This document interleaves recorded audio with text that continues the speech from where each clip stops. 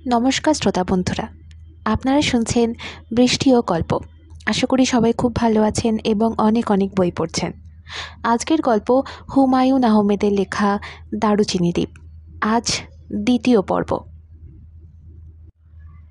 রানার বড় ভাইয়ের বাড়ি আদাবরে, 5 তলা হুলস্থুল ধরনের বাড়ি, যার 1 তলার 2টো ইউনিটে রানারা থাকে, বাকি 4 তলা ভাড়া দেওয়া হয়েছে।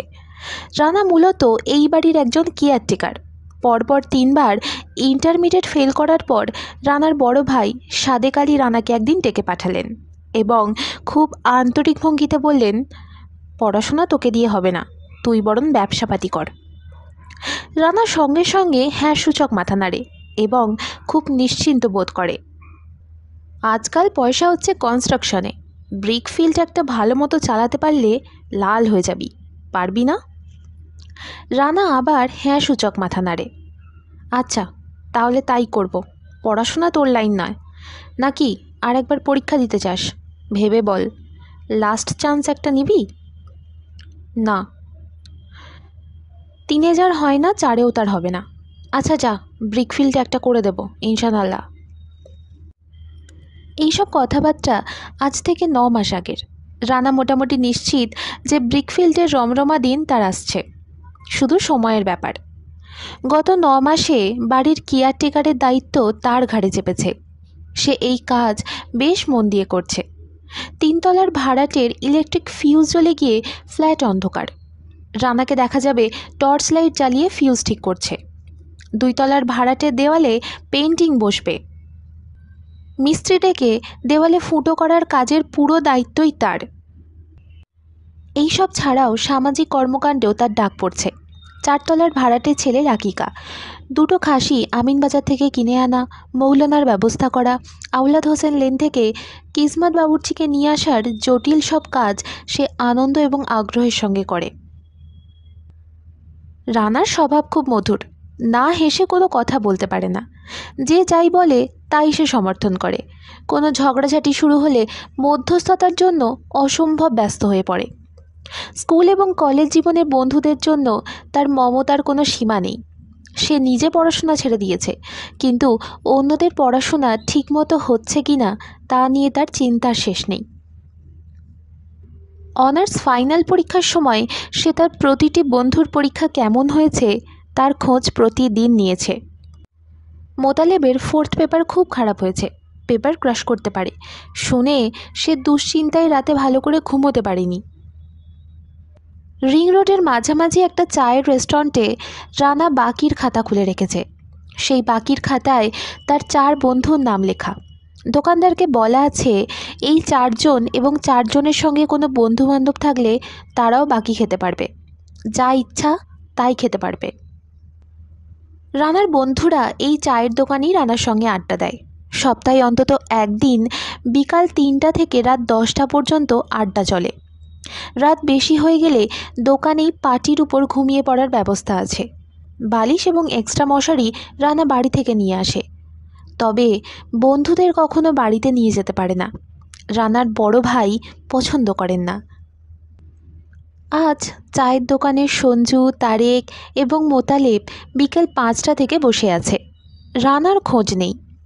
একটা কাজের ছেলে বলে গেছে, এখন আইব, আপনাকেও চা পানি খাইতে বলছে। রানার বন্ধুরা ইতিমধ্যে সবাই 4 কাপ করে চা খেয়েছে, 10 টাকার পেঁয়াজও খেয়েছে, ডিমের অমলেট খেয়েছে। প্রজেক্ট দারুচিনি দ্বীপ নিয়ে তুমুল আলোচনাও হচ্ছে, তবে পুরোপুরি ফাইনাল করা যাচ্ছে না। সবাই একত্র হয়ে সিদ্ধান্ত নেওয়া হবে, অথচ 2 জন এখনও উপস্থিত, রানা এবং বল্টু। বল্টু থাকে বাসাবোতে। সে আসবে একটা টিউশনি শেষ করে, আস্তে আস্তে 9টা বাজবে। রানা কেন আসছে না কে জানে, কোনো একটা সমস্যা নিশ্চয়ই হয়েছে। রানার সমস্যা বেশ গুরুতর। তাদের টয়লেটের কোমোটে কী যেন হয়েছে, হুড় হুড় করে পানি বের হচ্ছে এবং চারিদিক ভাসিয়ে নিয়ে যাচ্ছে।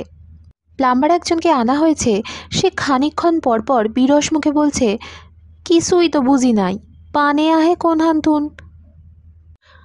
সাদেক আলী 1 তলার বারান্দায় হাঁটাহাঁটি করছেন এবং গজরাচ্ছেন। গাধাটা করে কি, সামান্য জিনিসও পারে না। পানির মিস্ত্রি আনতে বললাম, রাস্তা থেকে কাকে ধরে নিয়ে এসেছে, কিছুই জানে না। পানির মিস্ত্রি এই কথায় অপমান বোধ করে কি বলেছিল। রানার ভাই তাকে চুপ গাধার বাচ্চা বলে ধাতানি দিয়েছেন। মিস্ত্রির শরীর বন্য মহিষের মতো, ঘাড়ে গর্দানে এক হয়ে আছে। তাকে গাধার বাচ্চা বলতে হলে যথেষ্ট সাহস লাগে। সাদেক আলীর সাহস সীমাহীন। মাঝখানে ঘাবড়ে গেছে রানা। মিস্ত্রি থমথমে গলায় বলল, আপনি যে আমারে গাধার বাচ্চা কইলেন? সাদেক আলী বললেন, চুপ, আবার মুখে মুখে কথা। রানা, দে তো ওই হারামজাদার গালে একটা চড়। আমাকে কোশ্চেন করা সাহস কত? এমন পরিস্থিতিতে বাড়ি ছেড়ে চায়ের দোকানে আসা সম্ভব না। রানা একবার সাদেক আলীর দিকে দেখছে, আবার পানির মিস্ত্রির দিকে তাকাচ্ছে। সাদেক আলী আরেকবার হুঙ্কার দিলেন, বললেন, দাঁড়িয়ে দেখছিস কি, চড় দে। রানা সত্যি সত্যি চড় বসিয়ে দিল। প্রজেক্ট দারুচিনি দ্বীপের ব্লুপ্রিন্ট তৈরি প্রায় শেষ। দায়িত্ব ভাগ করে দেওয়া হয়েছে। মোতালেব টাকা পয়সার ব্যাপারটা দেখে নেবে, তাকে অর্থমন্ত্রী বলা চলে। জেনারেল ফান্ড থাকবে তার কাছে। জেনারেল ফান্ড থেকে টাকা পয়সা সেই খরচ করবে। খাওয়া দাওয়া, নাস্তা, এই সব বিষয়ে কারো আলাদা কিছু করতে হবে না। সবাই একই ধরনের খাবার খাবে, একই নাস্তা। কল্যাণমন্ত্রীর পোর্টফোলিও সর্বসম্মতিক্রমে রানাকে তার অনুপস্থিতিতেই দেওয়া হয়েছে। দলের সুখ সুবিধা সে দেখবে। হোটেল খুঁজে বার করা, এক জায়গা থেকে অন্য জায়গায় কিভাবে যাওয়া যায়, এই সব ব্যবস্থা তার। ট্রেনের টিকিটও সেই কাটবে। সেন্ট মার্টিনে কিভাবে যেতে হবে তাও সেই খুঁজে বার করবে। মোতালেব বলল, এন্টারটেনমেন্টটা আমার উপর ছেড়ে দে, গান বাজনা দিয়ে হুলস্থুল করে দেব। তারেক বিরক্ত গলায় বলল, তুই গান জানিস নাকি? ক্যাসেট প্লেয়ার নিচ্ছি, রবীন্দ্রসঙ্গীতের 6টা ক্যাসেট নিচ্ছি। তারেক আরও বিরক্ত হয়ে বলল, যাচ্ছি এক ধরনের এক্সপিডিশনে, সেখানে রবীন্দ্রসঙ্গীত, কুঁকু করে সখী গো ধরো ধরো। টেগরকে নিয়ে এই রকম ইনসাল্টিং কথা বললে কিন্তু ফাটাফাটি হয়ে যাবে। নাক বরাবর ফ্রি স্টাইলে ঘুষি খাবি। মোতালেব ক্রমাগতই সিগারেট খেয়ে যাচ্ছে। সেন্ট মার্টিন আইল্যান্ডে গিয়ে সে সিগারেট ছেড়ে দেবে, কাজেই যতটা পারা যায় খেয়ে নেওয়া। সে 10 মিনিটের মাথায় তৃতীয় সিগারেটটা ধরাতে ধরাতে বলল, এত বড় একটা আন্দোলনের মাথায় আমাদের কি যাওয়া উচিত? আরেকবার ভেবে দেখ সবাই। তারেক খুবই বিরক্ত হলো, রাগী গলায় বলল, আন্দোলন নিয়ে তুই বড় বড় বাদ ছাড়বি না। গোটা আন্দোলনের সময় তুই ঘরে বসে ফিডার দিয়ে দুধ খেয়েছিস। আন্দোলন করেছি আমরা, পুলিশের বাড়ি খেয়ে মাথা ফাটিয়েছি, 4খান স্টিচ লেগেছে। এরশাদকে গেট আউট করেছি। এখন খানিকটা আমোদ ফুর্তি করা যায়। আন্দোলন তো এখনও শেষ হয়নি, ফিরে এসে করব উইথ নিউ এনার্জি। এরশাদকে জেলখানায় নেওয়ার জন্য লাঠি মিছিল হবে। আমরা সবাই থাকবো একেবারে ফ্রন্টে। সঞ্জু উঁচু গলায় বলল, চুপ কর তো, ইম্পর্টেন্ট কাজ বাকি আছে। 2টো ডিসিশন নিতে হবে। 1 নাম্বার, শুভ্র নাকি আমাদের সাথে যেতে চাচ্ছে, ওকে নেওয়া যাবে না। মোতালেব বলল, মাথা খারাপ, ওকে কি জন্য নেব? আন্ধাকে নিয়ে গেলে শেষ পর্যন্ত কোলে নিয়ে ঘুরতে হবে, পিছু করতে ওর কোমর লাগে।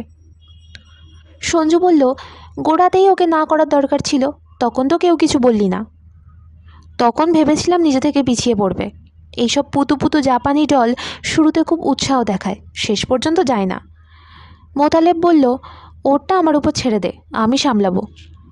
সঞ্জু বলল, তুই কি সামলাবি?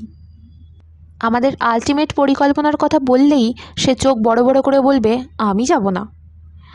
মোতালেবের আলটিমেট পরিকল্পনা অবশ্যই এখনও দলের অনুমোদন পায়নি, তবে সরাসরি কেউ এখনও পর্যন্ত নাও বলেনি। মেয়েরা যদি শেষ পর্যন্ত সঙ্গে যায় তাহলে এই পরিকল্পনার প্রশ্নই ওঠে না। মেয়েরা সম্ভবত যাবে না। মেয়েরা সব ব্যাপারে শুরুতে খুব উৎসাহ দেখায়, তারপর যেই বাড়ি থেকে একটা ধমক খায় অমনি সব ঠান্ডা। মোতালেবের পরিকল্পনা হলো, জ্যোৎস্না রাতে ঠিক 12টা 1 মিনিটে প্রকৃতির সঙ্গে একাত্ম ঘোষণা করার জন্য সভ্যতার সমস্ত সংস্রব বিসর্জন দিতে হবে, অর্থাৎ জামা কাপড় সব খুলে আদি মানব হতে হবে। তারপর সমুদ্রের জলে নেমে যাওয়া, প্রকৃতির পরিপূর্ণ অংশ হয়ে যাওয়া, মাঝে মাঝে জল থেকে উঠে সমুদ্রের ধার ঘেঁষে ছুটে যাওয়া, বালিতে গড়াগড়ি করা, আবার পানিতে নেমে যাওয়া, এই রকম চলবে সারা রাত। ঠিক সূর্য ওঠার পরপর সভ্য জগতে ফিরে আসা হবে, জামা কাপড় গায়ে দেওয়া হবে। মোতালেবের পরিকল্পনাটা যেমন বর্ণনার ভঙ্গি তার চেয়ে অনেক বেশি সুন্দর। সে হাত পা নেড়ে গলার স্বর উঠানামা করে ছোট ব্যাপারগুলোকে এমনভাবে বলল যে কেউ তাৎক্ষণিকভাবে কিছু বলতেই পারল না। শুধু রানা ক্ষীণ স্বরে বলল, আমরা ন্যাংটো হয়ে দৌড়াদৌড়ি করব যদি স্থানীয় লোকজন পিটিয়ে দেয়। মোতালেব ক্রুদ্ধ গলায় বলল, স্থানীয় লোক? স্থানীয় লোক কোথায় পেলি? সেন্ট মার্টিন হলো একটা প্রবাল দ্বীপ, জনমানব নেই, ধুধু করছে বালি, নারিকেল গাছ, পাম গাছের সারি, আধো অন্ধকার আধো আলো। ঠান্ডা লাগবে না?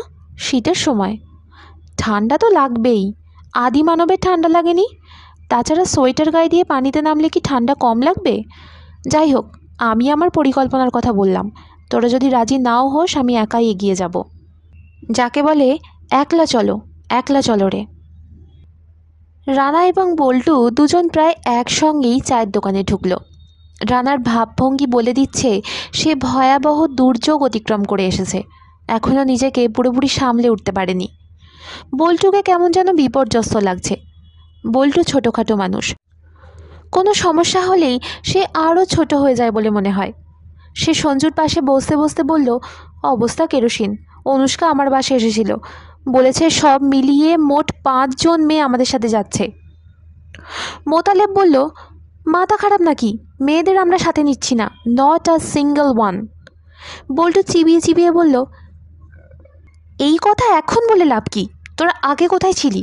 তখন গদগদ গলায় বললি, তোমরা মেয়েরা যদি যেতে চাও যেতে পারো, নো প্রবলেম। আমি কোনোদিন এই কথা বলিনি। মেয়েদের না নেওয়ার পিছনে আমার 101টা যুক্তি আছে। সেই 100টা যুক্তি তুই অনুষ্কাকে বুঝিয়ে বল। আমি তার বাসায় গিয়ে যুক্তি বুঝিয়ে আসবো? আমার এত দায় পড়েনি। বাসায় গিয়ে যুক্তি বোঝাতে হবে না, অনুষ্কা এখানে আসছে, আমি ঠিকানা দিয়ে দিয়েছি, 10 মিনিটের মধ্যে চলে আসবে। আর আসার আগে আগে একটা কথা আমি পরিষ্কার বলতে চাই, মেয়েদের সঙ্গে নেওয়ার আমি ডেথ এগেনস্টে। যদি তাদের নিয়ে যেতে চাও নাও, আমার নামটা কেটে বাদ দিয়ে দাও, আমার স্ট্রেট কথা। সঞ্জু বলল, তোর এত আপত্তি কেন? যেতে চাচ্ছে যাক না, দল যত বড় হয় ততই তো ভালো। বল্টু কঠিন গলায় বলল, 5টা মেয়ে গেলে আমাদের ভেড়া বানিয়ে রাখবে, সারাক্ষণ ফরমাস, এটা কর ওটা কর। জংলা জায়গায় যাচ্ছি, কোথায় বাথরুম কোথায় কি? তারপর সুন্দর সুন্দর মেয়ে, ধর গুন্ডা বা ডাকাত অ্যাটাক করে একটাকে ধরে নিয়ে গেল, তখন অবস্থা কি হবে? কিংবা ধর সমুদ্রে নেমেছে, হঠাৎ ঢেউ এসে একটাকে ভাসিয়ে নিয়ে গেল, চোরাবালিতে আটকে গেল একজন, তখন তোরা কি করবি আমাকে বল। কেউ কোনো কথা বলল না। রানা আরেক দফা চায়ের কথা বলে এসে ক্ষীণ স্বরে বলল, আমারও মনে হয় মেয়েদের নেওয়া ঠিক হবে না, তবু যদি নিতেই হয় তাহলে একটা লিখিত আন্ডারটেকিং দিয়ে নিতে হবে, লেখা থাকবে আমার মৃত্যুর জন্য কেউ দায়ী নয়। মোতালেব কড়া গলায় বলল, চুপ কর গাধা, যত দিন যাচ্ছে তত তুই গাধা হচ্ছিস, ভদ্র সমাজে কথা বলার কোনো যোগ্যতা তোর নেই। আমাদের ডিসিশন মেকিংয়ের সময় তুই দয়া করে একটা কথা বলবি না, নট আ সিঙ্গেল ওয়ার্ড। অনুষ্কাদের কালো বিশাল গাড়ি চায়ের দোকানের সামনে এসে থেমেছে। অনুষ্কা যখন সন্ধ্যার পর চলাফেরা করে তখন ড্রাইভার ছাড়াও ড্রাইভারের পাশে একজন থাকে, তার নাম মফিজ। অনুষ্কার দিকে নজর রাখাই তার একমাত্র কাজ। অনুষ্কা হাসি মুখে গাড়ি থেকে নামলো। চায়ের দোকানের সবাই ঘুরে তাকালো। অনেকক্ষণ কারোর চোখে পলক পড়ল না। পলক না পড়ারই কথা, অনুষ্কার মতো রূপবতী সচরাচর চোখে পড়ে না। চায়ের দোকানের মালিক উঠে দাঁড়িয়েছে। এমন কাস্টমার তার দোকানে আসে না। ইনি নিশ্চয়ই কাস্টমার না, অন্য কোনো ব্যাপার। অনুষ্কা দোকানের মালিকের দিকে তাকিয়ে মিষ্টি গলায় বলল, চিনি আর দুধ ছাড়া 1 কাপ চা দিতে পারেন? বলেই অপেক্ষা করল না, এগিয়ে গেল দলটির দিকে। রানা অস্বস্তির সঙ্গে বলল, এত রাতের বেলা আসার কি দরকার ছিল? অনুষ্কা বসতে বসতে বলল, কোনোই দরকার ছিল না, তবুও আসলাম। যাবার ব্যাপারটা চূড়ান্ত করতে চাই। সব মিলিয়ে আমরা 5 জন মেয়ে যাচ্ছি, তাদের প্রতিনিধি হিসাবে আমি এসেছি। বল্টু অন্যদিকে তাকিয়ে বলল, আমরা তোমাদের নিচ্ছি না। আমিও তাই আন্দাজ করেছিলাম, কেন জানতে পারি? অনেক ঝামেলা। কি কি ঝামেলা তা কি বলা যাবে? 101টা ঝামেলা, তার মধ্যে একটা বললেই তোমরা পিছিয়ে যাবে। বলো শুনি। সেন্ট মার্টিন আইল্যান্ডে কোনো বাথরুম নেই। বাথরুম নেই? না। যদি না থাকে তোমরা কি একটা বাথরুম বানিয়ে দেবে? মোতালেব ক্রুদ্ধ গলায় বলল, সেন্ট মার্টিন আইল্যান্ডে আমরা বাথরুম বানানোর জন্য যাচ্ছি? কী জন্য যাচ্ছ শুনি? সেটা এখন তোমাকে এক্সপ্লেন করতে পারবো না। আমাদের অনেক পরিকল্পনা আছে। মেয়ে ছেলে থাকলে সেখানে সমস্যা হবে। মেয়ে ছেলে পুরুষ ছেলের মধ্যে তফাৎটা কি শুনি? পুরুষ হয়েছে বলে তোমাদের কি একটা লেজ গজিয়েছে? তর্কাতর্কির কোনো ব্যাপার না। আসল কথা এবং ফাইনাল কথা, তোমাদের আমরা নিচ্ছি না। আমরা স্বাধীনভাবে ঘুরব। আমরা সঙ্গে থাকলে পরাধীন হয়ে যাবে, এই সব শিখেছ কোত্থেকে? রানা বলল, তর্ক করার জন্য তর্ক করলে তো লাভ হবে না। ঠান্ডা মাথায় পুরো ব্যাপারটা দেখো। এটা যদি পিকনিক হতো, ধরো জয়দেবপুর যাচ্ছি, সকালে যাব সন্ধ্যায় ফিরে আসব, তাহলে একটা কথা ছিল। ব্যাপারটা মোটেই পিকনিক না, 1 সপ্তাহের জন্য যাচ্ছি। চা দিয়ে গেছে, চিনি দুধ ছাড়া গাঢ় কালো রঙের খানিকটা তরল পদার্থ, যা দেখলেই গায়ে কাঁটা দেওয়ার কথা। অনুষ্কা নির্বিকার ভঙ্গিতে তাতে চুমুক দিচ্ছে। তাকে দেখে মনে হচ্ছে চা খেয়ে সে বেশ তৃপ্তি পাচ্ছে। মোতালেব বলল, ঠান্ডা মাথায় চিন্তা করো অনুষ্কা। তুমি 7 দিনের জন্য আমাদের সাথে যেতে চাও? অচেনা অজানা জায়গায় রাত বিরেতে ঘুরবে, অথচ এই ঢাকা শহরেও তুমি সন্ধ্যার পর একা চলাফেরা করতে পারো না। তোমার সঙ্গে একটা বিশাল গাড়ি থাকে, গাড়িতে ড্রাইভার ছাড়াও একজন বডিগার্ড থাকে, থাকে না? অনুষ্কা চায়ের কাপ নাড়িয়ে উঠে দাঁড়ালো এবং শীতল গলায় বলল, গাড়ি বিদায় করে আবার আসছি। তোমাদের সঙ্গে রাত 12টা পর্যন্ত গল্প করব, তারপর একা একা বাসায় ফিরব। দলের সবাই মুখ চাওয়াচাওয়ি করলো। সবাই দেখল অনুষ্কার ড্রাইভারকে কি বলতেই হুশ করে গাড়ি বেরিয়ে গেছে। অনুষ্কা শান্ত মুখে ফিরে আসছে, যেন কিছুই হয়নি। সে বসতে বসতে বলল, তোমরা কবে যাচ্ছ শুনি? মঙ্গলবার। এই মঙ্গলবার? রাতের ট্রেনে যাব। চিটাগং পৌঁছাবো ভোরবেলা। সকালে নাস্তা খেয়ে বাসে করে যাব কক্সবাজার। 1 রাত সেখানে থেকে পরদিন ভোরে রওনা হব টেকনাফ। অর্থাৎ টেকনাফ পৌঁছাচ্ছি বৃহস্পতিবার দুপুরে। সেখানে কোনো একটা হোটেলে লাঞ্চ করে নৌকা করে যাব সেন্ট মার্টিন। সন্ধ্যায় পৌঁছাবো। সন্ধ্যার পর আকাশে উঠবে পূর্ণচন্দ্র। অনুষ্কা বলল, শেষবারের মতো জিজ্ঞেস করছি, তোমরা আমাদের নিচ্ছ কি নিচ্ছ না? সঞ্জু বলল, নিচ্ছি না। Very good. আমরা নিজেরা যাব। একই সঙ্গে রওনা হব, একই ট্রেনে যাব, টেকনাফও একইভাবে পৌঁছাবো। এখন কি ব্যাপারটা বুঝতে পারছো? এই পাগলামির কোনো মানে হয়? মানে না হলে কিছু করার নেই। আমার সিদ্ধান্ত আমি জানিয়ে গেলাম। এখন বাসায় যাচ্ছি। আমার বাসায় সবাই বসে আছে, ওদের খবর দিতে হবে। রানা বলল, গাড়ি তো ফেরত পাঠিয়ে দিয়েছ, চলো তোমাকে বাসায় দিয়ে আসি। অনুষ্কা রাগী গলায় বলল, কাউকে বাসায় পৌঁছে দিতে হবে না। I can take care of myself. কী মুশকিল, তুমি একা যাবে নাকি? অফকোর্স আমি একা যাব। আমাকে তোমরা ভেবেছো কি? রিক্সা বা বেবি ট্যাক্সিতে তুলে দিই? না, তাও তুলতে হবে না, আমি একা যাব। সবাইকে মোটামুটি হকচকিত করে অনুষ্কা বেরিয়ে গেল। যাওয়ার সময় ম্যানেজারকে চায়ের দাম দিয়ে গেল। ম্যানেজার কিছুতেই দাম নেবে না। অনুষ্কা বলল, আবার যখন আসবো আপনার গেস্ট হিসাবে 3 কাপ চা খাবো। আজকের দামটা রাখুন। আজ তো আমি আপনার গেস্ট না, আজ প্রথম পরিচয় হলো। ভাই, আপনার নাম কি? ম্যানেজার বিস্ময় অভিভূত হয়ে বলল, মোহাম্মদ ইলমাইস মিয়া। মোহাম্মদ ইলমাইস মিয়া, যাই, খোদা হাফেজ। অনুষ্কাকে রিক্সা বা বেবি ট্যাক্সির জন্য বেশি দূর হাঁটতে হলো না, কারণ সে গাড়ি বিদায় করেনি। ড্রাইভারকে বলেছে গাড়ি শ্যামলী সিনেমা হলের কাছে নিয়ে রাখতে। ড্রাইভার তাই রেখেছে। ধানমন্ডি 13 নম্বরে অনুষ্কাদের বাড়ি। বাড়িটা 1 তলা, অনেক উচ্চ কম্পাউন্ড। বাইরে থেকে দেখে মনে হয় ছোট্ট একটা বাড়ি। গেট খুলে ভেতরে ঢুকলে হকচকিয়ে যেতে হয়। 1.5 বিঘা জায়গার উপর চমৎকার বাড়ি। বাড়ির চেয়েও সুন্দর চারপাশের বাগান।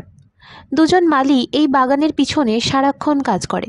অনুষ্কার বাবা মনসুর আলী এদের কাজে পুরোপুরি খুশি নন। তিনি আরেকজন মালি খুঁজছেন যে গোলাপ বিশেষজ্ঞ। পত্রিকায় বিজ্ঞাপন দেওয়া হয়েছে, এখনও কাউকে পাওয়া যাচ্ছে না। এই চমৎকার বাড়ি বৎসরের বেশিরভাগ সময় খালি পড়ে থাকে, কারণ বাড়ির মূল বাসিন্দা মাত্র দুজন, অনুষ্কা এবং তার বাবা। অনুষ্কার মা 10 বছর আগে স্বামীর সঙ্গে সম্পর্ক চুকিয়ে অন্য একজনকে বিয়ে করেছেন। এখন স্থায়ীভাবে বাস করছেন অস্ট্রেলিয়ায়। একমাত্র মেয়ের প্রতি তার তেমন কোনো আকর্ষণ আছে বলে মনে হয় না। চিঠিপত্র বা টেলিফোনে যোগাযোগ নেই বললেই চলে। অনুষ্কার বাবা মনসুর আলী মানুষটি ছোটোখাটো। তার মুখ দেখলেই মনে হয় জগৎ সংসারের উপর অত্যন্ত বিরক্ত হয়ে আছেন। যদিও মানুষটি সদালোপী, অত্যন্ত ভদ্র। তার জীবনের বেশিরভাগ সময় কাটে সমুদ্রের ওপর। পেশায় তিনি একজন নাবিক। বর্তমানে চেক জাহাজ ইন্দ্রিয়কর্ণীর তিনি প্রধান চালক। তিনি যখন জাহাজ নিয়ে সমুদ্রে থাকেন তখন অনুষ্কা বাড়িতে থাকে না, আত্মীয় স্বজনদের বাড়িতে থাকে। বাড়িটায় দুজন মালি, দুজন দারোয়ান, তিনজন কাজের মেয়ে এবং একজন ড্রাইভারের হাতে থাকে। এছাড়া বাড়ি পাহারা দেয় একজন জার্মান শেফার্ড কুকুর। কুকুরটির বয়স 11, অর্থাৎ সে তার আয়ু শেষ করে এসেছে, আর হয়তো বছরখানেক বাঁচবে। আজকাল জ্যোৎস্না রাতে সে চাঁদের দিকে তাকিয়ে করুণ সুরে ডাকে। কুকুরটার নাম মেঘবতী। মেঘের মতো গায়ের রং হওয়ায় পুরুষ কুকুর হলেও স্ত্রী জাতীয় নাম তাকে নিতে হয়েছে। নামকরণ করেছে অনুষ্কা। অনুষ্কার সঙ্গে মেঘবতীর তেমন ভাব নেই। মনসুর আলী সাহেবকে দেখলে মেঘবতী আনন্দে এবং উল্লাসের সীমা থাকে না। সে যেন তখন তার যৌবন ফিরে পায়। একবার সে আনন্দে অভিভূত হয়ে মনসুর আলী সাহেবের জুতো কামড়ে ফালা করে ফেলেছে। আজও তাই হচ্ছে। কোনো খবর না দিয়ে মনসুর আলী সাহেব উপস্থিত হয়েছেন। এয়ারপোর্ট থেকে বিকল্প ট্যাক্সি নিয়ে চলে আসা। দারোয়ান গেট খুলে ভূত দেখার মতো চমকে উঠল। তিনি বললেন, সব ভালো? দারোয়ান কিছু বলার আগেই মেঘবতী ছুটে এলো। যে গতিতে সে ছুটে এলো তা 11 বছরের কুকুরের পক্ষে নিতান্তই অসম্ভব। মেঘবতী তার কুকুর হৃদয়ের সমস্ত ভালোবাসা একসঙ্গে প্রকাশের জন্য ব্যস্ত। মানুষের মতো তার কোনো ভাষা নেই, সুমধুর সঙ্গীত নেই। মনসুর আলী সাহেব হাত বুলিয়ে মেঘবতীকে শান্ত করার চেষ্টা করছেন। সে শান্ত হচ্ছে না, আরও অস্থির হয়ে পড়েছে। হইচই শুনে বারান্দায় 4টে মেয়ে এসে দাঁড়িয়েছে। তারা ভীত চোখে গেটের দিকে তাকিয়ে আছে। এরা অনুষ্কার 4 বান্ধবী, নেইমা, নীরা, ইলোরা এবং জরি। তারা এসেছে সেন্ট মার্টিন আইল্যান্ডে যাওয়ার ব্যাপারে কথা বলতে। আজ রাতটা তারা এ বাড়িতে থাকবে, হইচই করবে। মনসুর আলী মেয়েদের দিকে তাকিয়ে অবাক হয়ে বললেন, ইদ্রিস, এরা কারা? ইদ্রিস বলল, আপার বান্ধবী। অনুষ্কা কি বাসায় নেই? জি না, গাড়ি লইয়া গেছেন, সাথে মফিজ দারোয়ান আছে। ও আচ্ছা আচ্ছা। মনসুর আলী এগিয়ে গেলেন। মেয়ে 4টি আরও জড়সড় হয়ে গেল। মনসুর আলী বললেন, মারা, তোমরা কেমন আছো? কেউ কোনো জবাব দিল না। তিনি হাসি মুখে বললেন, আমি অনুষ্কার বাবা, হঠাৎ চলে এসেছি। আজ বুঝি তোমাদের পার্টি? নেইমা বলল, সালাম আলাইকুম চাচা। ওয়ালাইকুম সালাম মা। এসো ভেতরে যাই, বাইরে ঠান্ডা। তোমাদের একা রেখে অনুষ্কা কোথায় গেল? ও এক্ষুনি এসে পড়বে। তারা বাসার ঘরে একসঙ্গে ঢুকলো। মনসুর আলী বললেন, মারা, তোমরা একটু বসো, তোমাদের এক নজরে ভালো করে দেখি। কী নাম তোমাদের মা? তারা নাম বলল। সবার শেষে নাম বলল জরি। বলেই মনসুর আলীকে বিস্মিত করে দিয়ে কাছে এসে পা ছুঁয়ে সালাম করল। তিনি অবাক হয়ে মেয়েটির দিকে তাকালেন। তাকিয়েই মনে হলো মেয়েটা বড় সুন্দর। তরুণী শরীরে বালিকার একটা স্নিগ্ধ মুখ, যে মুখের দিকে তাকালে মনে এক ধরনের বিস্বাদ বোধ হয়। জরি সালাম করায় অন্য মেয়েদেরও এগিয়ে আসতে হলো। মনসুর আলী বিব্রত বোধ করতে লাগলেন। চুরুট ধরতে ধরতে বললেন, মাঝে মধ্যে আমি কোনো খবরাখবর না দিয়ে হঠাৎ চলে আসি। এবার এসেছি 10 দিনের জন্য। এডেন বন্দরে আমার জাহাজের একটা টারবাইন নষ্ট হয়ে গেল। ওটা সারাতে 20 দিনের মতো লাগবে। ভাবলাম ওরা টারবাইন সারাতে থাকুক, এই ফাঁকে অনুষ্কাকে দেখে আসি। অনুষ্কা ছাড়া দেশে আসার আমার আরও একটা জরুরি কারণ ছিল। এরশাদ গভর্নমেন্ট ফল করানোর চেষ্টা চলছে, এই খবর পাচ্ছিলাম। ভাবলাম নিজের চোখে দেখে আসি কি হয়। এই বয়সে আন্দোলনে তো আর অংশ নিতে পারবো না, অন্তত উপস্থিত থাকি। আমরা যারা বাইরে থাকি তারা দেশের জন্য খুব ছটফট করি। আচ্ছা মা, তোমরা গল্প টল্প করো। তোমরা কি ডিনার করে ফেলেছো? জি না। বেশ, তাহলে ডিনারের সময় গল্প করব। আমি খানিকটা বিশ্রাম করি, শরীরটা ভালো লাগছে না। যারা জাহাজ চালায় তারা আকাশপথ খুব অপছন্দ করে, আকাশে উঠলেই তাদের শরীর খারাপ করে। মনসুর আলী বিশ্রামের কথা বলে উঠলেন, কিন্তু বিশ্রাম নেবার কোনো লক্ষণ তার মধ্যে দেখা গেল না। তিনি বাগানে চলে গেলেন। মালি এসে বাইরের সবকটা বাতি জ্বেলে দিল। বাইরে থেকে ফিরেই তিনি প্রথম যা দেখেন তা বাগান। বাগান দেখা হলে নিজের ঘরে ঢুকে পরপর 3 পেগ মাটিনি খান। তারপর প্রায় ঘণ্টাখানেক বাথটাবে শুয়ে স্নান করেন। তিনি বাগানে হাঁটছেন। ঘরের কাজের মানুষগুলো অতি ব্যস্ত হয়ে ছোটাছুটি করছে। পানির টাবে গরম পানি ভর্তি করা হচ্ছে, মাটিনি তৈরি করা হচ্ছে, ঘরের বিছানার চাদর নতুন করে বেছানো হচ্ছে। ধবধবে সাদা চাদর ছাড়া তিনি ঘুমোতে পারেন না। শুধু বিছানার চাদর না, দরজা জানলা চাদর সবই হতে হবে সাদা। এতে নাকি জাহাজ জাহাজ ভাব হয়। অন্য সময় তার ঘরের পর্দা হয় রঙিন, তিনি এলেই সব পাল্টানো হয়। মনসুর আলী বাগানে হাঁটছেন, তার পিছনে পিছনে আসছে মেঘবতী। মালি দুজন সঙ্গে সঙ্গে আছে। তারা খানিকটা শঙ্কিত।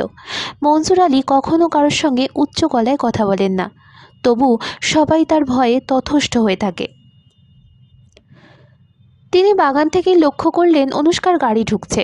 দারোয়ান খুব আগ্রহ নিয়ে তাকে কী সব বলছে, অবশ্যই তার আসার খবর। তিনি মালি দুজনের দিকে তাকিয়ে নরম গলায় বললেন, তোমরা এখন যাও। অনুষ্কা তার সঙ্গে দেখা করার জন্য বাগানে আসবে। তিনি চান না কন্যার সঙ্গে দেখা হওয়ার সময়টা মালি দুজন থাকে। তিনি হাতের চুরুট ফেলে মেয়ের জন্য অপেক্ষা করতে লাগলেন। অনুষ্কা গেটের কাছেই গাড়ি থেকে নেমেছে। সে হালকা চালে কয়েক পা এগোলো। তারপর কি যেন হলো, ঠিক যে গতিতে মেঘবতী ছুটে এসেছিল সেই গতিতেই ছুটে এলো। মেঘবতী যেমন করে তার উপর ঝাঁপিয়ে পড়েছিল, সেও তেমন করে ঝাঁপিয়ে পড়ল। অনুষ্কা এখন আর 21 বছর বয়সী তরুণী নয়, সে এখন 6 বছরের বালিকা। বাবাকে জড়িয়ে ধরে ফুপিয়ে ফুপিয়ে কাঁদছে এবং কোটের একটা অংশ চোখের জলে ভিজিয়ে ফেলেছে। কান্নার ফাঁকে ফাঁকে সে যে কথাগুলি বলেছে তা হলো, বাবা তুমি খুব খারাপ, বাবা তুমি খুব খারাপ। মনসুর আলী মেয়ের মাথায় হাত বুলাতে বুলাতে নিচু গলায় বলছেন, শান্ত হও মা, শান্ত হও। শান্ত হওয়ার কোনো লক্ষণ অনুষ্কার মধ্যে দেখা যাচ্ছে না। তিনি বললেন, মা তোমার বন্ধুরা অপেক্ষা করছে, তুমি ওদের কোম্পানি দাও।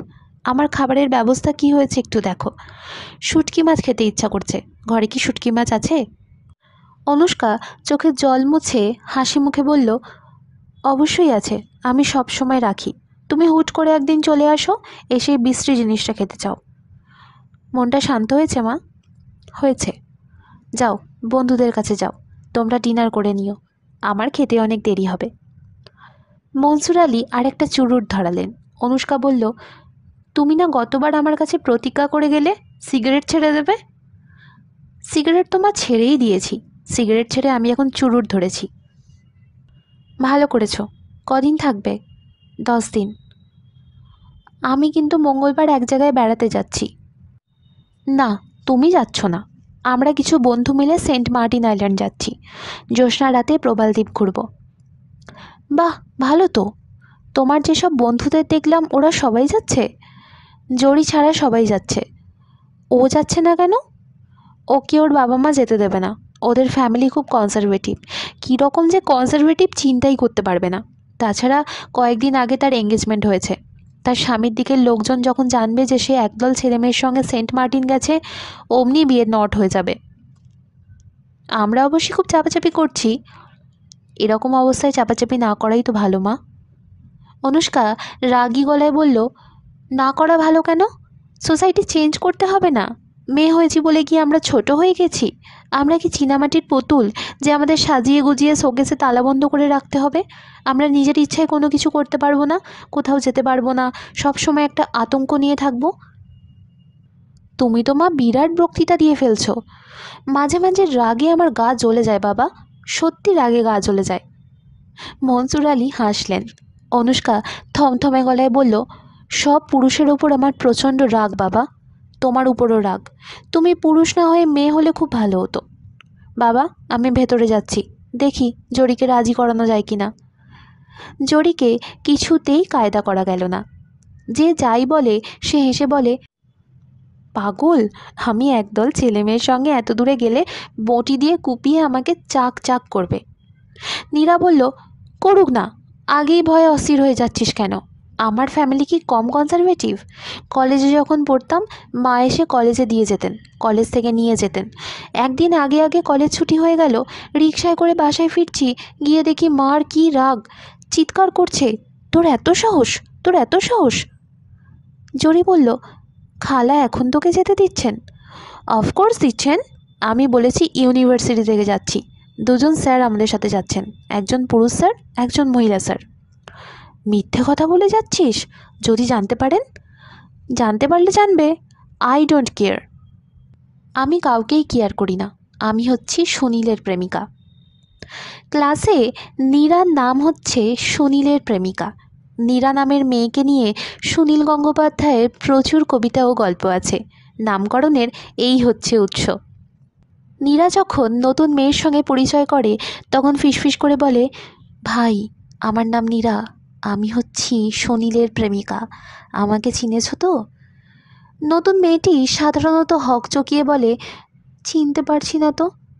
তখন নীরা গলার স্বর আরও নামিয়ে বলে, সে কি, আমাকে নিয়ে সুনীল যেসব কবিতা লিখেছে তার একটাও তুমি পড়োনি? ওই যে ওই কবিতাটা, এ হাত ছুঁয়েছে নীরার হাত, আমি কি এ হাতে কোনো পাপ করতে পারি? এই কবিতাটা তো আমার এই কালো রোগা হাত নিয়ে লেখা। তখন নখগুলো বড় বড় ছিল। সুনীল আমার হাত ধরতেই নখের খোঁচায় তার হাত কেটে রক্ত বের হয়ে গেল। কি লজ্জা বলো তো।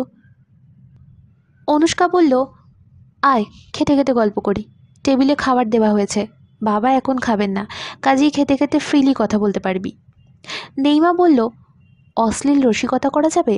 একটা সাংঘাতিক অশ্লীল রসিকতা শুনেছি, তোদের না বলা পর্যন্ত শান্তি পাচ্ছি না। এমন জঘন্য রসিকতা এর আগে শুনিনি। জঘন্য, কিন্তু এমন মজার, হাসতে হাসতে তোরা গড়াগড়ি খাবি। জরি করুণ মুখে বলল, তোর এইসব রসিকতা শুনতে আমার খুব খারাপ লাগে। নেইমা বলল, খারাপ লাগার কি আছে, 6 দিন পর তোর বিয়ে হচ্ছে, শুধু অশ্লীল রসিকতা? আরও কত কি শুনবি হাজব্যান্ডের কাছে। আগের থেকে একটু ট্রেনিং থাকা ভালো না? প্লিজ না, প্লিজ।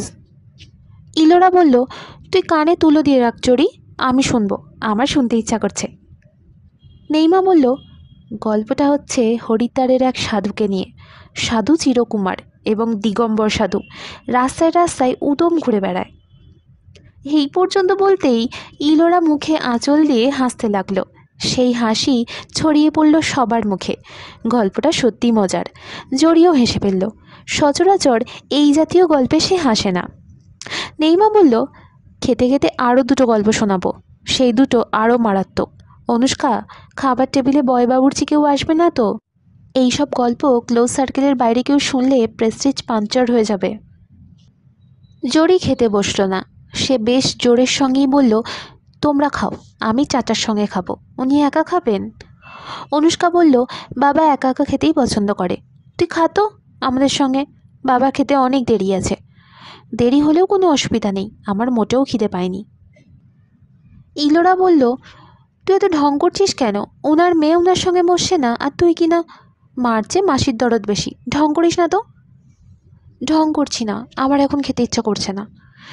নেইমা বলল, ও আমাদের সঙ্গে খেতে বসছে না, তার মূল কারণ কি জানিস? আমাদের সঙ্গে বসলেই গল্প শুনতে হবে, এই তার ভয়। এরকম ভিক্টোরিয়ান মানসিকতা তুই 20th সেঞ্চুরিতে কী করে পেলি বলতো? তোর হাজব্যান্ড যখন হাত বাড়িয়ে। জরি আতঙ্কে নীল হয়ে বলল, তোর পায়ে বড়ি নেইমা, আর বলিস না।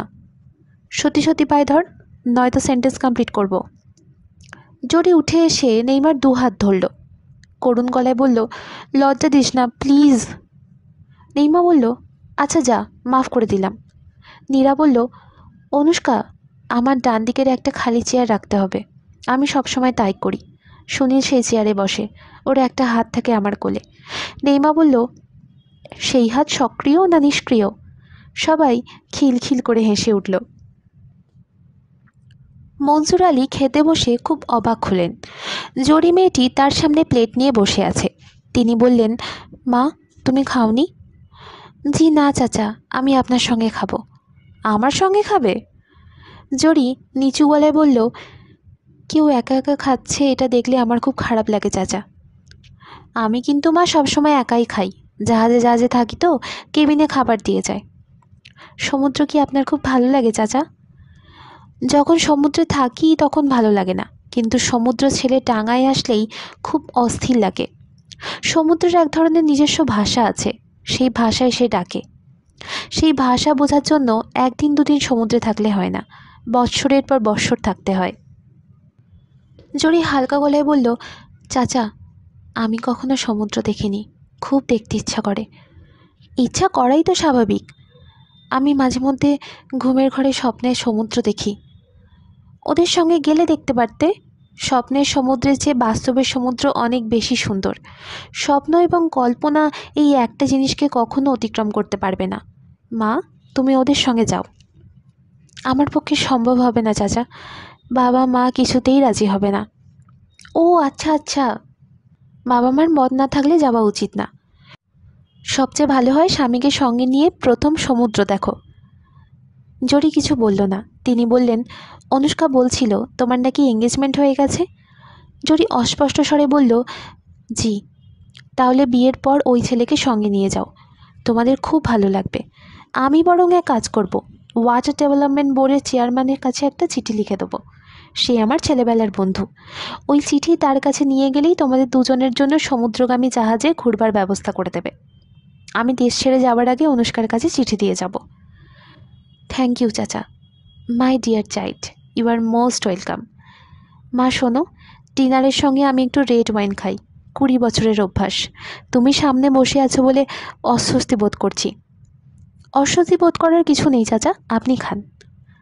এখন বলো, যে ছেলেটার সঙ্গে তোমার বিয়ে ঠিক হলো সে কি করে? ব্যবসা করে। কিসের ব্যবসা? কিসের ব্যবসা তো জানি না, তবে ওদের অনেক টাকা পয়সা। অনেক টাকা পয়সা কথাটা তুমি এমনভাবে বললে যাতে মনে হয় অনেক টাকা পয়সা তোমার পছন্দ না। জরি চুপ করে রইল। এখন সে আর ভাত মুখে দিচ্ছে না, শুধু মাখাচ্ছে। তিনি মেয়েটির দিকে কিছুক্ষণ তাকিয়ে থেকে শান্ত গলায় বললেন, মা, ছেলেটিকে কি তোমার পছন্দ হয়নি? জরি স্পষ্ট গলায় বলল, না। মনসুর আলী তীক্ষ্ণ চোখে তাকিয়ে রইলেন। জরি আগের চেয়েও স্পষ্ট স্বরে বলল, তাকে আমার একটুও পছন্দ হয়নি। বলেই সে নিজেই বিস্মিত হলো। সে তার এই মনের কথাগুলো কাউকেই বলেনি, তার বাবা মাকেও বলেনি, বন্ধু বান্ধবদের বলেনি। তার ডায়েরি, যেখানে অনেক গোপন কথা লেখা হয়, সেখানেও এই প্রসঙ্গে একটা কথা লেখেনি। অথচ নিতান্ত অপরিচিত একজন মানুষকে এত সহজেই সে বলল। এই পৃথিবীতে কিছু কিছু মানুষ আছে যাদের কখনো অপরিচিত মনে হয় না। মনসুর আলী বললেন, একটা মানুষকে এক ঝলক দেখে বা একদিন দুদিন দেখে তার সম্পর্কে ধারণা তৈরি করা ঠিক না। প্রায়ই দেখা যায় শুরুতে একটা মানুষকে খারাপ লাগে, কিছুদিন পর আর লাগে না, অসম্ভব ভালো লাগতে শুরু করে। এই আমাকেই দেখো না, আমাকে দেখে একটা কঠিন আবেগহীন রসকস বর্জিত মানুষ মনে হয়। আমি যে তার না সেটা বুঝতে হলে আমার সঙ্গে মিশতে হবে। জরি বলল, চাচা, আপনাকে প্রথম দেখাতেই বুঝতে পেরেছি আপনি কেমন মানুষ। আমি এসব খুব ভালো বুঝতে পারি। অপছন্দের কথাটা তাহলে তুমি তোমার বাবা মাকে বলো। ওনাদের বলা সম্ভব না। কেন সম্ভব না, জানতে পারি? আমরা বড় চাচার সঙ্গে থাকি। আমার বাবা কিছুই করেন না, উনি বড় চাচার আশ্রিত বলতে পারেন। এই বিয়ে বড় চাচা ঠিক করেছেন, তার বন্ধুর ছেলে। আমার না বলার কোনো উপায় নেই। তোমার নিজের পছন্দের কোনো ছেলে কি আছে? জি না। কী ধরনের ছেলে তোমার পছন্দ বলো তো শুনি। সব মেয়ের মনে স্বামী সম্পর্কে এক ধরনের ধারণা থাকে, তোমার ধারণাটা জানতে ইচ্ছা করছে। ওইসব নিয়ে আমি কখনো ভাবিনি চাচা। মনসুর আলী সাহেবের মনটা খারাপ হয়ে গেল। এই মেয়েটা তার সঙ্গে খেতে না বসলেই ভালো হতো। মেয়েটা তার মন অসম্ভব খারাপ করে দিয়েছে। মন খারাপ হলেই রক্তের শরীরের ডাক প্রবল হয়ে ওঠে। ভালো লাগে না। সমুদ্রের কাছ থেকে তিনি এখন মুক্তি চান, মুক্তি। অনুষ্কাদের ঘরে এখন তুমুল ঝগড়া চলছে। ঝগড়া করছে নেইমা এবং ইলোরা। ঝগড়ার কারণ হচ্ছে ইলোরা নেইমাকে অয়েল ট্যাঙ্কার বলেছে। নেইমাকে অয়েল ট্যাঙ্কার আজ প্রথম বলা হলো না, আগেও ফিসফিস করে তাকে এই নামে ডাকা হয়েছে। তার শরীরের বিশালত্বের সঙ্গে নামটার একটা যোগসূত্র আছে বলেই নেইমা এই নাম সহ্য করতে পারে না। নেইমা এবং ইলোরার বাক্যযুদ্ধ বেশ কিছুক্ষণ ধরেই চলছে। অনুষ্কা একটু দূরে হাসি মুখে বসে আছে, নীরা অনুষ্কার পাশে। তারা দুজনে ফিসফিস করছে এবং চাপা হাসি আসছে। নীরা বলল, অনুষ্কা, আজকের বাকযুদ্ধ কে জিতবে? অনুষ্কা বলল, ইলোরা, ওর সঙ্গে কথায় পারা মুশকিল। হুম, জিতবে নেইমা। নেইমা অশ্লীল ইঙ্গিত করে ইলোরাকে রাগিয়ে দেবে। রাগলে ইলোরার লজিক কাজ করে না, উল্টোপাল্টা কথা বলে। তুই নিজেই দেখ আস্তে আস্তে কেমন রাগাচ্ছে। তুই কি আমার সঙ্গে 100 টাকার বাজি রাখবি? আচ্ছা বেশ, 100 টাকা বাজি। বাজি রেখে দুজন আগ্রহ এবং কৌতূহল নিয়ে তাকিয়ে আছে। ইলোরা ঠান্ডা কথার প্যাঁচে নেইমাকে ঘায়েল করার চেষ্টা করছে। নেইমা কথা বলছে উঁচু গলায়। অনুষ্কা ঘরের দরজা জানলা সব বন্ধ করে দিয়েছে, যাতে আওয়াজ বাইরে না যায় আর কেউ যেন শুনতে না পায়। ইলোরা বলছে, অয়েল ট্যাঙ্কার বলে এত রাগ করছিস কেন? অয়েল ট্যাঙ্কার বলা তোকে অনেক কম হয়ে গেছে। ফুলে ফেপে তুই যা হচ্ছিস, তোকে হিপোপটেমাস ডাকা উচিত। তোর ঘাড় গর্দান সব এক হয়ে গেছে। আমার ঘাড় গর্দান সব এক হয়ে গেছে? হুম, তুই যখন রাস্তা দিয়ে যাস তখন আশপাশের লোকজন তোকে দেখে খুব আনন্দ পায়। এই রকম দৃশ্য তো সচরাচর দেখা যায় না। এই রকম দৃশ্য সচরাচর দেখা যায় না? না, যতই দিন যাচ্ছে দৃশ্য ততই মজাদার হচ্ছে। আচ্ছা, ডেইলি তোর ওজন কত বাড়ছে বলতো? 1 কেজি না 2 কেজি? তোর নিজের ধারণা তুই রাজকুমারী? আমাকে নিয়ে তো কথা হচ্ছে না, তোকে নিয়ে কথা হচ্ছে। তুই অয়েল ট্যাঙ্কার কিনা তাই নিয়ে বিতর্ক। নেইমা আর পারল না, হঠাৎ কেঁদে ফেলল, ছেলে মানুষের মতো হাউ হাউ করে কান্না। অনুষ্কা নীরাকে বলল, দে টাকা দে, তুই বাজি হেরেছিস। নীরা ব্যাগ খুলে টাকা বের করলো। ওদের অতি প্রিয় একজন বান্ধবী যে শিশুর মতো কাঁদছে, ওই দিকে তাদের কোনো নজর নেই। জীবনের এই অংশটা বড়ই মধুর। অনুষ্কা উঠে গিয়ে ইংরেজি গান দিয়ে দিয়েছে। সুর ছড়িয়ে পড়েছে সারা ঘরে, don't make my brown eyes blue. Naima চাপা স্বরে বলল, গান বন্ধ কর। অনুষ্কা বলল, গান বন্ধ করব কেন? তুই কাঁদছিস বলে আমাকেও কাঁদতে হবে নাকি? ইলোরা এবং নীরা একসঙ্গে হেসে উঠল। সেই হাসিতে নেইমাও যোগ দিল। নীরা বলল, তুই চট করে কেঁদে আমার 100 টাকা লস করিয়ে দিলি। তুই জিতবি এই নিয়ে 100 টাকা বাজি ছিল। তুই যত মোটা হচ্ছিস তোর বুদ্ধিও তত মোটা হচ্ছে। আবার সবাই হেসে উঠল। নীরা বলল, রবীন্দ্রসঙ্গীত দে ভাই, ইংরেজি গান ভালো লাগছে না। ইলোরা বলল, ফর গড সেক, রবীন্দ্রসঙ্গীত না, সখী ভালোবাসি ভালোবাসি এইসব গান আমার অসহ্য লাগে। অসহ্য হলেও উপায় নেই। অনুষ্কা রাজেশ্বরী দত্তের রেকর্ড খুঁজতে শুরু করেছে। অনুষ্কা বলল, শুরুর বাজনাটা শুনে কেউ যদি বলতে পারি সেটা কোন গান, তাহলে আমি তাকে 500 টাকা দেব। মন দিয়ে শোন। রেকর্ড বাজতে শুরু করেছে। সবাই চুপ করে আছে। সেতারের হালকা কাজ। কোন গান বোঝা যাচ্ছে না। গান হচ্ছে। রাজেশ্বরী দত্তের কিন্নর কণ্ঠ ছড়িয়ে পড়ছে চারদিকে। 4টি তরুণী স্তব্ধ হয়ে বসে আছে। চায়ের টেবিলে শুভ্র এবং ইয়াজউদ্দিন সাহেব বসে আছেন। রেহানা নেই, তিনি রান্নাঘরে। ভাপা পিঠে বানানো হচ্ছে, তার তদারকি হচ্ছে। পিঠাগুলো কেন জানি কিছুতেই জোড়া লাগছে না, ভেঙে ভেঙে যাচ্ছে। ইয়াজউদ্দিন সাহেব বললেন, আইসো তোমাদের যাত্রা। শুভ্র মাথা নাড়ল। সব ঠিকঠাক আছে তো? আছে। রাতের ট্রেনে যাচ্ছ? জি। টিকিট কাটা হয়েছে? না, স্টেশনে গিয়ে কাটা হবে। অ্যাডভান্স কাটা হলো না কেন? সবাই যাবে কিনা এখনও ফাইনাল হয়নি। যাদের যাওয়ার কথা তার চেয়ে কয়েকজন বেশিও হতে পারে, আবার যাদের যাওয়ার কথা তাদের মাঝখান থেকে কেউ কেউ বাদও পড়তে পারে। অনেক আগে থেকেই তো প্রোগ্রাম হলো, বাদ পড়বে কেন? বল্টু বলছিল সে যাবে কিনা তা মঙ্গলবার রাত 8টার আগে বলতে পারবে না। ইয়াজউদ্দিন সাহেব থমথমে গলায় বললেন, বল্টু? বল্টু মানে? সোশ্যাল সায়েন্সে পড়ে একজন ছেলে, আমার বন্ধু। বল্টু নামের ছেলে তোমার বন্ধু? ওর ভালো নাম অয়ন, লম্বায় খাটো বলেই সবাই ওকে বল্টু ডাকে। সবাই বল্টু ডাকে বলে তুমিও ডাকবে? তুমি নিজে তো অসম্ভব রোগা। তোমাকে যদি কেউ এখন যক্ষা রুগী ডাকে তোমার ভালো লাগবে? প্রথম কিছুদিন খারাপ লাগবে, তারপর অভ্যাস হয়ে যাবে। তখন মনে হবে এটাই আমার নাম। তাছাড়া বল্টুর মতো আমারও নাম আছে। তিনি হতভম্ব হয়ে গেলেন, থমথমে গলায় বললেন, তোমারও নাম আছে? হ্যাঁ, বাংলা নববর্ষে সবাইকে খেতাব দেওয়া হয়, আমাকেও দিয়েছে। এটা এক ধরনের ফান, এতে আপসেট হওয়ার কিছু নেই। তোমাকে কী নামে ডাকে? বাদ দাও বাবা, শুনলে তোমারও তো খারাপ লাগবে। খারাপ লাগলেও আমি শুনতে চাই। বন্ধু বান্ধবরা আমাকে ডাকে কানা বাবা, চোখে কম দেখি তো এই জন্য। ইয়াজউদ্দিন শীতল গলায় বললেন, তোমাকে কানা বাবা ডাকে? জি। যারা তোমাকে কানা বাবা ডাকে তাদের সঙ্গেই তুমি যাচ্ছ? শুভ্র চুপ করে রইল। সামান্য নাম নিয়ে বাবা এত কেন রাগছে সে বুঝতে পারছে না। কত কুৎসিত কুৎসিত নাম আছে, এইসব নামের তুলনায় কানা বাবা তো খুব ভদ্র, মজার নাম। ইয়াসউদ্দিন সিগারেট ধরাতে ধরাতে বললেন, কানা বাবার নাম তোমাকে নববর্ষের খেতাব হিসাবে দেওয়া হলো? না, এই নামটা এমনিতেই চালু হয়ে গেছে। মনে হচ্ছে নাম চালু হয়ে যাওয়ায় তুমি খুব খুশি। নাম নিয়ে কিছু আসে যায় না বাবা। আমাদের ক্লাসে একটা মেয়ে আছে, বেশ মোটাসোটা, এই জন্য তাকে ডাকা হয় অয়েল টাঙ্কার। আরেকটি খুব রোগা মেয়ে আছে, তার নাম সুতাকৃমি। কি বললে? সুতাকৃমি? জি।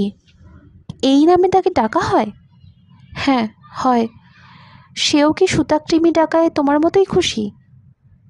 না, সে খুব রাগ করে, কান্নাকাটি করে, এই জন্য তাকে পুরো নাম ধরে ডাকা হয় না, ছোট করে ডাকা হয়।